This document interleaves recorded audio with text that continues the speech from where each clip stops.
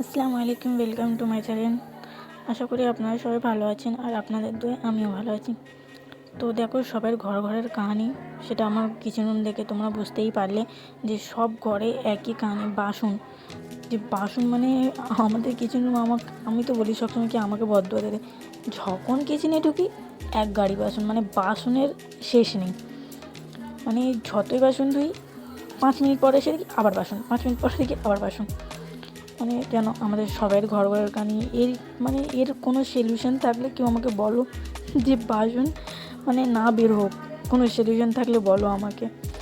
তো দেখতেই পাচ্ছ আমার কিচেন রুমটা আমি কত কষ্ট করে পরিষ্কার করছি।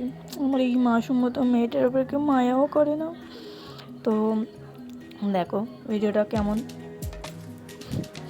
আমি তো দিদিকে বলি, হাই গো দিদি, আমার কিচেন রুমে দেখো। তারপর আমার আম্মাজি এসেছিলো, তো আম্মাজিকে আমি আম্মাজি বললো কি চা দাও, চা গরম করে।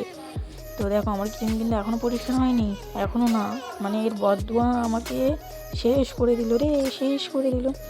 তারপরে চাটা গরম হলো, চাটা গরম করলাম, করার পর আমি চা গরম হয়ে গেছে। তারপর আমি চাটা নিয়ে চা আর এখানে হালুয়া পুরি ছিল, সেটাই আম্মাজিকে দিলাম। আম্মাজি বলছে কি আমার একা চা, তো সেটা আমি আবার বললো দিদি কে আমাকেও চা দাও।